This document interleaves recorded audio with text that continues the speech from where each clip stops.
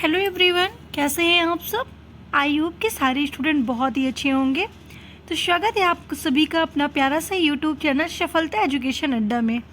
Dear friends, आज के इस क्लास में जो हम बात करने वाले हैं साइंस क्यूज पर, वो काफ़ी इंपॉर्टेंट क्वेश्चंस लेकर आए हैं। वेरी वेरी इंपॉर्टेंट है, कई बार एग्ज़ाम में पूछे जा चुके हैं। किसी भी एग्ज़ाम की तैयारी कर रहे हैं, किसी भी स्टेट या सेंट्रल एग्ज़ाम की तैयारी कर रहे हैं, सभी एग्ज़ाम के लिए क्वेश्चन इंपॉर्टेंट है। तो इस वीडियो को बिल्कुल भी स्किप करके आपको नहीं देखना है। क्वेश्चन नंबर फर्स्ट आपके स्क्रीन के सामने है। क्वेश्चन फर्स्ट यहाँ पे देखिए क्या है, जेनेटिक्स में किसका अध्ययन किया जाता है। तो जेनेटिक्स की अगर हम बात करते हैं तो आनुवंशिकता एवं गुणसूत्रों को हम जेनेटिक्स में पढ़ते हैं। तो राइट आंसर है ऑप्शन डी। अगर हम बात करें यहाँ पर मसल्स के अध्ययन के बारे में, तो मसल्स के अध्ययन को हम मायोलॉजी कहते हैं, यानी कि मायोलॉजी में मसल्स का अध्ययन किया जाता है। मानव शरीर में लगभग 639 मांसपेशी होती हैं और 636 पेशी होती हैं। सबसे बड़ी मांसपेशी का नाम होता है ग्लूटियस मैक्सिमस, ठीक है, और सबसे छोटी मांसपेशी का नाम होता है स्टेपीडियस, जो आपके कान में प्रेजेंट होती है। स्टेपीडियस से आपको याद कर लेना है स्टेपीज, जो सबसे छोटी बोन होती है और कान में ही प्रेजेंट होती है। नेक्स्ट क्वेश्चन है, पारिस्थितिक विज्ञान यानी कि इकोलॉजी का किससे संबंध है। इकोलॉजी की अगर हम बात करते हैं यहाँ पर, तो राइट आंसर ऑप्शन बी, यानी कि शरीर संरचना और वातावरण से संबंधित है। इकोलॉजी में हम शरीर संरचना और वातावरण के बारे में अध्ययन करते हैं। कोशिका संरचना के बारे में बात करें तो कोशिका की खोज रॉबर्ट हुक ने की थी। सबसे बड़ी कोशिका कौन सी होती है, आपको बताना है शुतुरमुर्ग का अंडा। शुतुरमुर्ग के अंडे में सबसे बड़ी सेल्स होती है। पूरे यूनिवर्स में सबसे बड़ा सेल्स शुतुरमुर्ग के अंडा में ही होता है।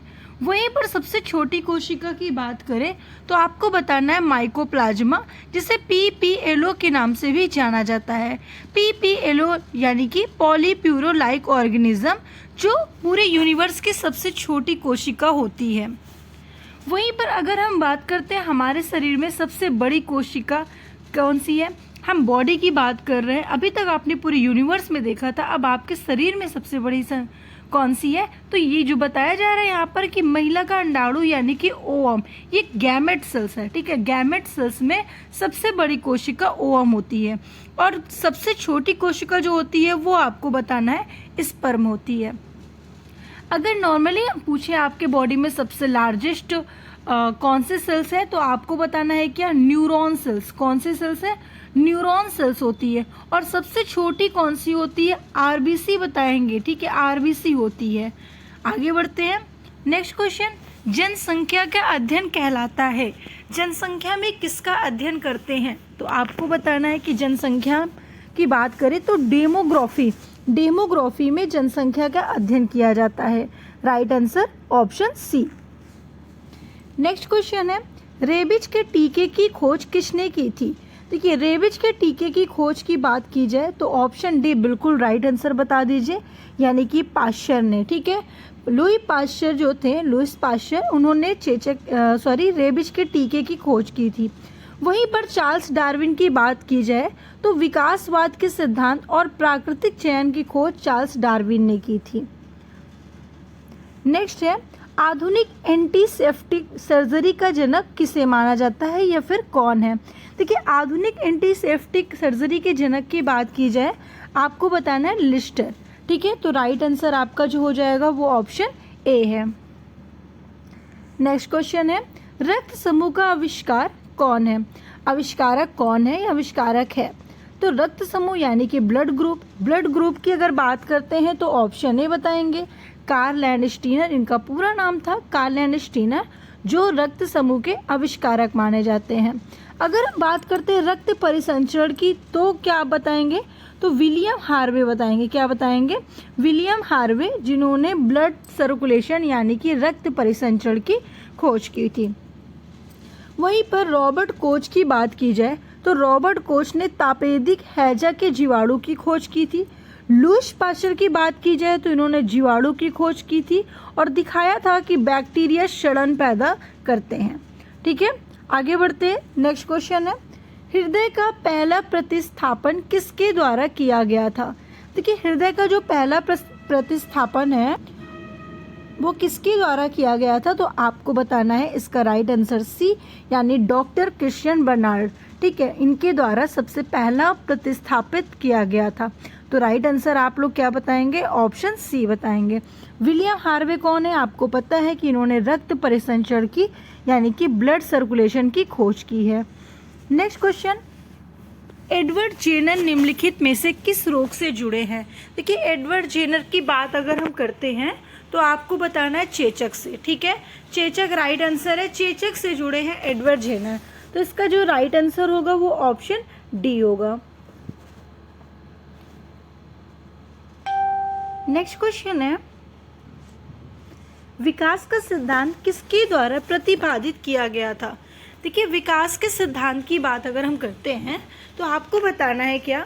ऑप्शन बी यानी कि डार्विन। ठीक है, डार्विन के द्वारा विकास के सिद्धांत को प्रतिपादित किया गया था। देखिए, यहाँ पर अगर हम बात करते हैं अरस्तु के बारे में, अरस्तु जिन्होंने जीव विज्ञान की खोज की थी, बहुत ही फेमस साइंटिस्ट है ये। कि बायोलॉजी की खोज किसने की थी? ठीक है, जूलॉजी की खोज किसने की थी? तो अरस्तु ने की थी। लेकिन उसके अलावा इन्होंने प्राकृतिक विज्ञान, तर्कशास्त्र सहित कई क्षेत्रों में योगदान दिया है। ठीक है, मेंडल जो थे वो आनुवांशिकता की खोज की थी, यानी कि आनुवांशिक के जनक माने जाते हैं। हिस्टोलॉजी शब्द का सर्वप्रथम प्रयोग किसने किया था? देखिए, हिस्टोलॉजी की जब बात आती है तो आपको बताना है कि हिस्टोलॉजी, याद रखिएगा कि हिस्टोलॉजी में हम किसका अध्ययन करते हैं। तो सबसे पहले मैं आपको बता दूं कि टिश्यू का अध्ययन किया जाता है हिस्टोलॉजी में।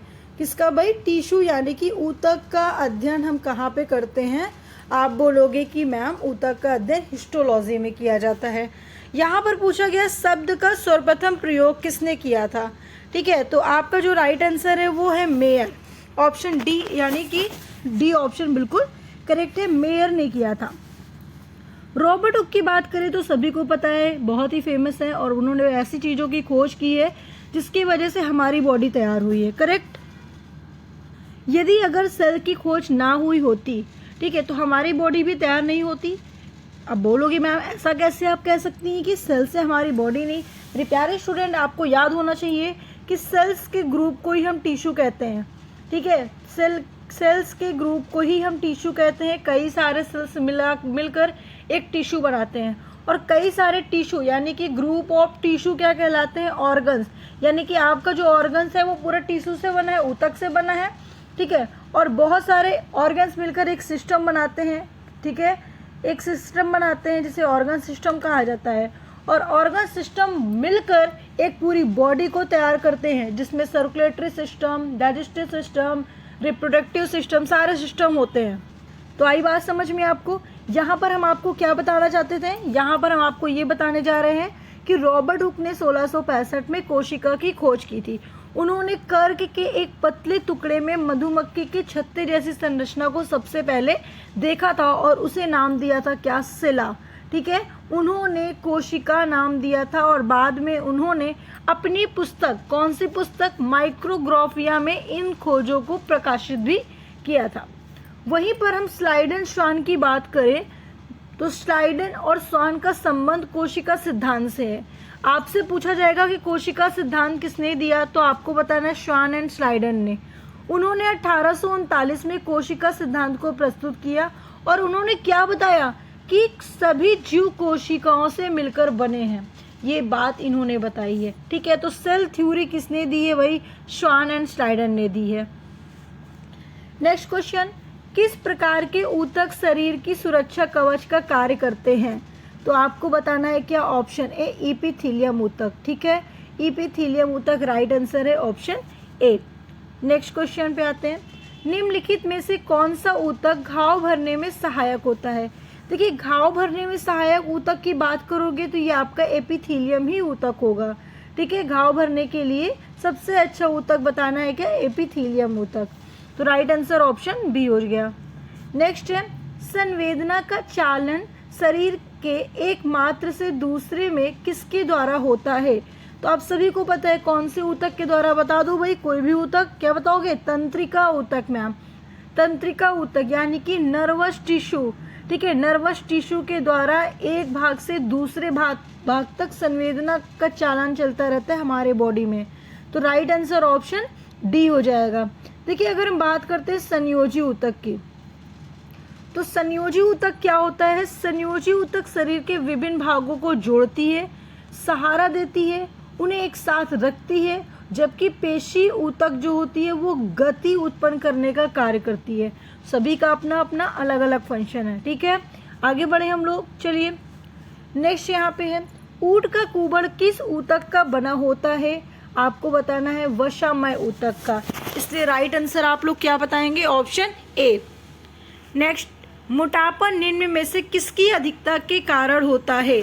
तो मोटापा जो होता है वो होता है वसा ऊतक के कारण। जब वसा ऊतक की मात्रा बहुत ज़्यादा हो जाती है तो मोटापा भी आपका बहुत ज़्यादा हो जाता है। वैसे यार 90% लोग ऐसे हैं जो मोटापा से परेशान हैं। इनफैक्ट अगर हम बात करें खुद भी बहुत परेशान है, ठीक है, लेकिन इसका एक ही उपचार है, फुल एक्सरसाइज और फुल रूटीन पे चलिए, ठीक है। चलिए आगे बढ़ते हैं हम लोग। निम्नलिखित में से कौन ऊतक का उदाहरण है? ऊतक का उदाहरण इसमें से कौन है ऊतक का उदाहरण? आपको बताना है ब्लड। रक्त भी क्या है? एक ऊतक है। तो राइट आंसर क्या बताओगे? ऑप्शन ए, ठीक है। अच्छा, रक्त की जब बात हम यहाँ पर करते हैं तो रक्त की सबसे इम्पोर्टेंट बात आपका आता है इसकी खोज किसने की थी? क्या बताना है? कार्ल एंड स्टीनर ने की थी, ठीक है। रक्त की खोज कार्ल एंड स्टीनर ने की थी। यहाँ पे दिया हुआ है मस्तिष्क। मस्तिष्क का अध्ययन हम कहाँ पे करते हैं? न्यूरोलॉजी में करते हैं, जिसे हिंदी में तंत्रिका विज्ञान कहा जाता है। अच्छा, न्यूरोलॉजी में करते हैं। न्यूरोलॉजी से याद कर लीजिएगा एक सेल्स, जिस सेल्स का नाम क्या है? Neuron cells. क्या है भाई? Neuron cells. ये कहाँ पाई जाती है? आपके ब्रेन में पाई जाती है। तो न्यू से न्यूरो, न्यू से न्यूरॉन, ठीक है।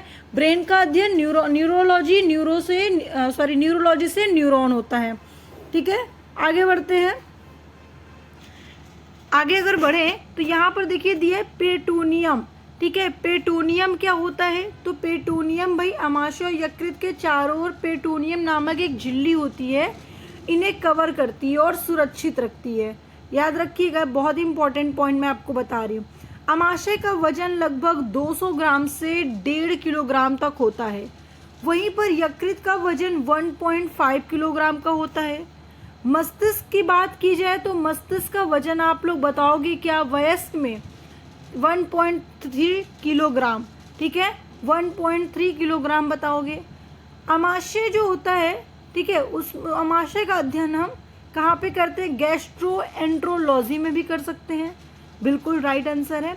याद रखिएगा, ये क्वेश्चन पूछ सकते हैं और कंफ्यूज भी आपको कर सकता है, ठीक है, लेकिन आपको कंफ्यूज नहीं होना है, बिल्कुल भी नहीं होना है। नेक्स्ट यहाँ पे है मास्ट कोशिकाएं पाई जाती हैं। देखिए मास्ट कोशिकाएं जो आपकी होती है वो संयोजी ऊतक में पाई जाती है, कनेक्टिव टिश्यू में। राइट आंसर ऑप्शन ए है। नेक्स्ट क्वेश्चन, फेफड़ों को ढकने वाले आवरण को क्या कहते हैं? देखिए फेफड़े के आवरण को हम क्या कहते हैं? प्लूरा कहते हैं। उसी तरीके से उदर गुहा यानी कि स्टोमक, ठीक है, स्टोमक के चारों ओर जो लेयर होती है, झिल्ली होती है, उसको हम क्या कहते हैं? पेटोनियम कहते हैं, ठीक है, पेटोनियम। पेट के अंगों का बाहरी आवरण होता है और यह एक सीरम झिल्ली है जो चिकनी ऊतक का एक चादर है, ठीक है। आगे बढ़े। दांत का शिखर किसका बना होता है? देखिए दांत का जो शिखर होता है वो इनामिल का बना होता है, इसलिए राइट आंसर आपका ऑप्शन सी हो जाएगा।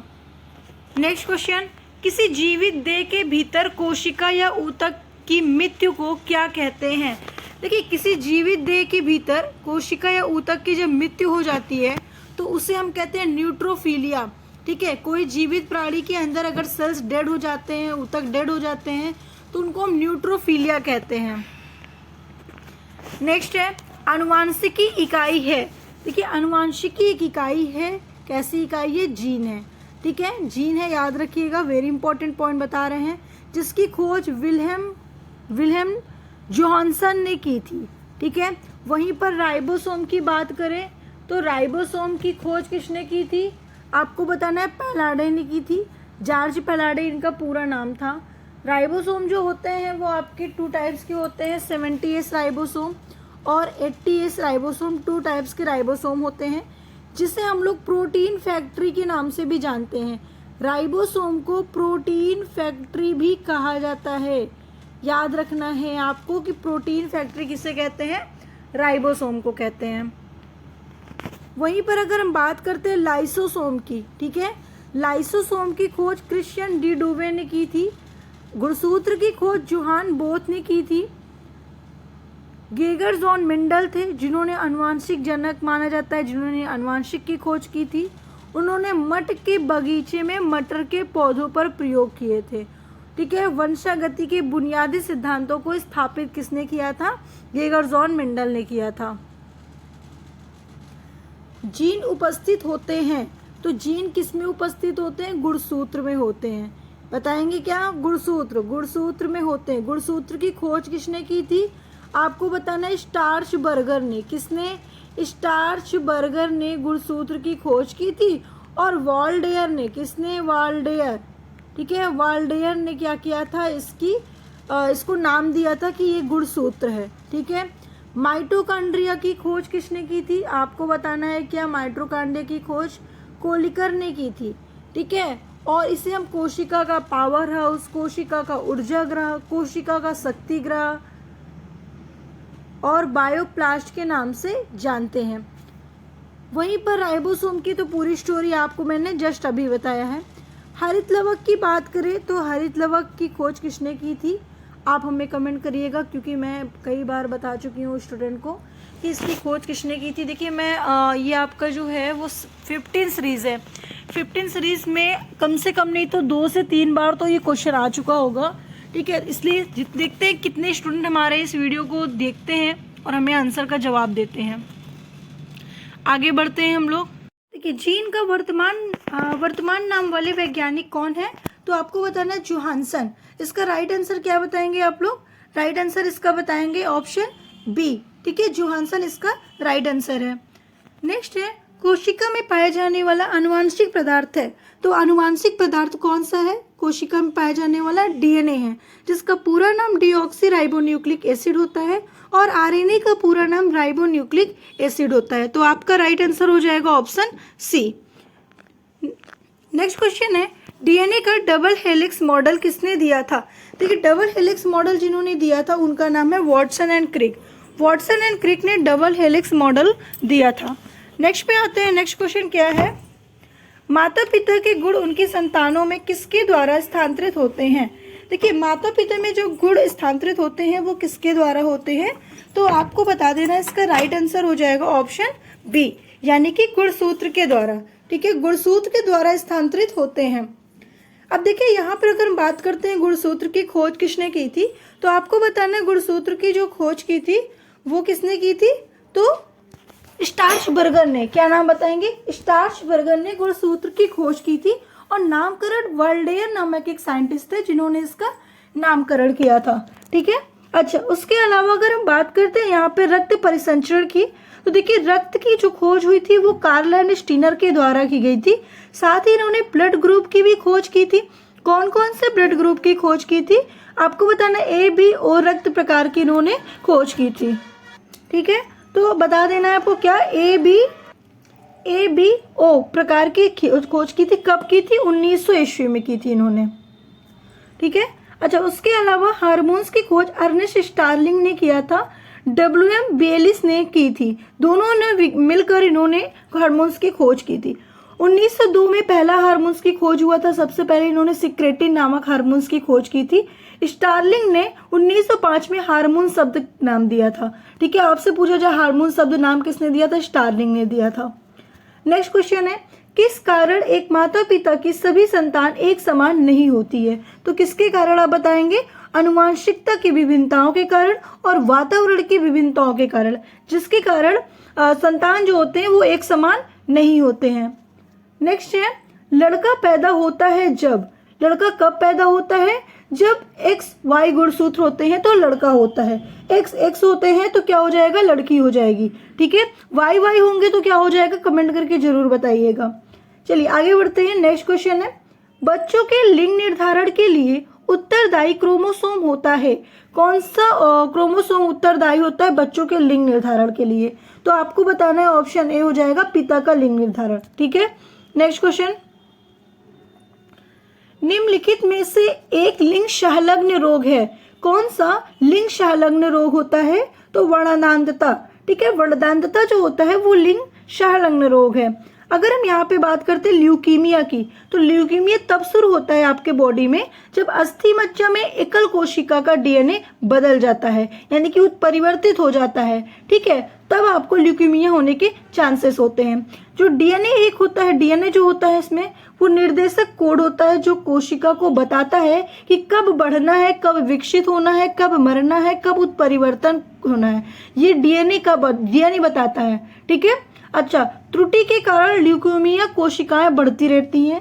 अब यहाँ पे बात करते हैं कि जो लेप्री, ठीक है, एक डिसीज है जिसका नाम होता है लेप्री। कौन से डिसीज की बात कर रहे हैं हम? कुष्ठ रोग। ठीक है, कुष्ठ रोग की बात कर रहे हैं। कुष्ठ रोग कब होता है? जब आपके बॉडी में माइकोबैक्टीरिया, लेप्री बैक्टीरिया आ जाते हैं, तो जिसके कारण आपको कुष्ठ रोग हो जाता है। आपसे पूछा जाए किस बैक्टीरिया के कारण होते हैं, आप बता सकते हो। नेक्स्ट है, आगे बढ़ते हैं। उत्परिवर्तन का सिद्धांत प्रतिपादित किया, किसने प्रतिपादित किया था? तो आपको बताना है डार्विन ने किया था, इसलिए इसका राइट आंसर क्या हो जाएगा? ऑप्शन डी हो जाएगा।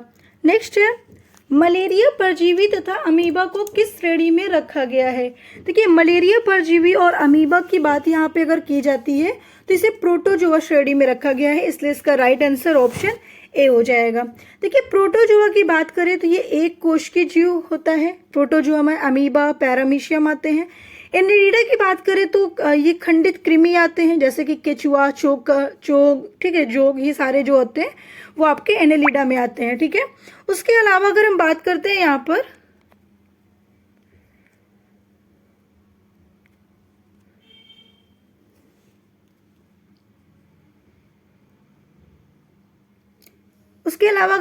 हैं संघ पोरीफेरा, तो इसमें स्पंज आते हैं।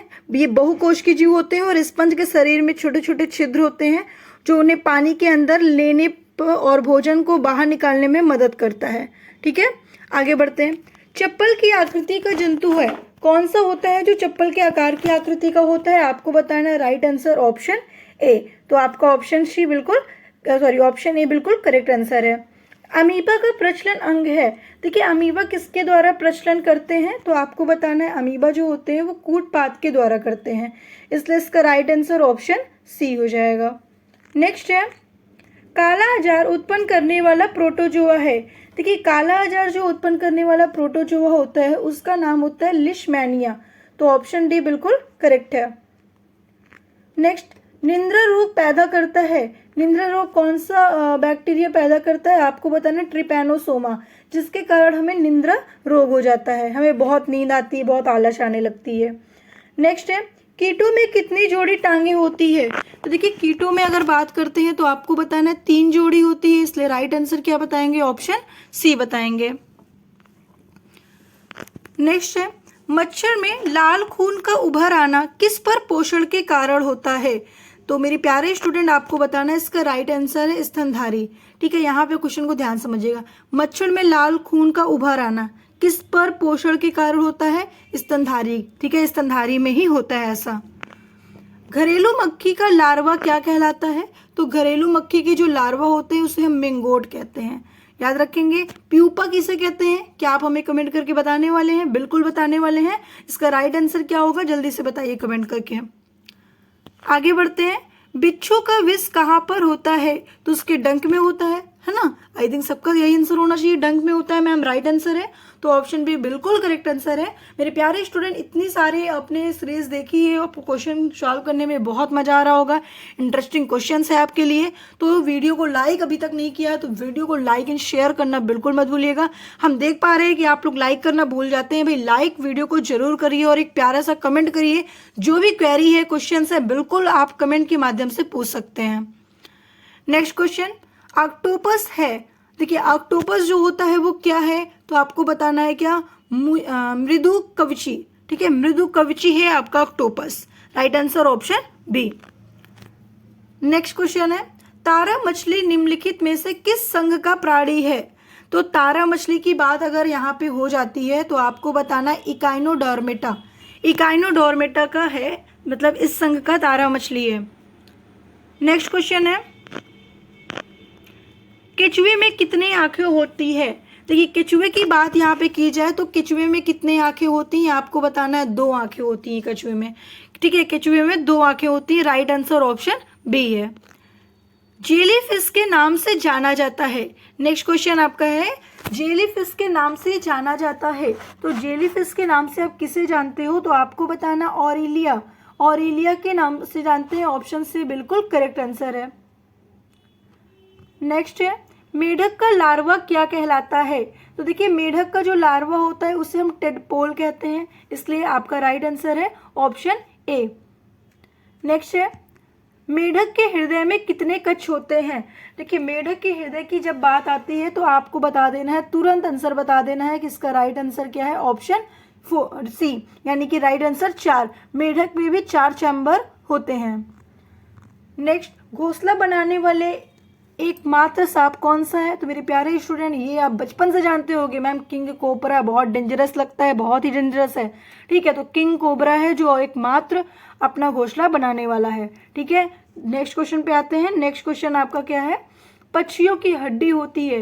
मेरे प्यारे बच्चे, पक्षियों की हड्डी कैसी होती है? तो वातिल होती है, अंदर से खोखली होती है। राइट आंसर ऑप्शन बी होगा। अब कितने स्टूडेंट ऐसे हैं जो 50 में से कितने आंसर का राइट आंसर उन्होंने बताया है? हमें कमेंट करके जरूर बताइएगा कि आपने कितने क्वेश्चंस को यहाँ पे सॉल्व कर लिया है। और एक क्वेश्चन मैं आपके लिए छोड़ के जा रही हूँ जिसका राइट आंसर आपको देना है। तो बने रहिए हमारे साथ वीडियो के लास्ट तक। और आपने अभी तक चैनल को सब्सक्राइब नहीं किया तो सबसे पहले चैनल को सब्सक्राइब करके वीडियो को लाइक एंड शेयर करना बिल्कुल मत भूलिएगा।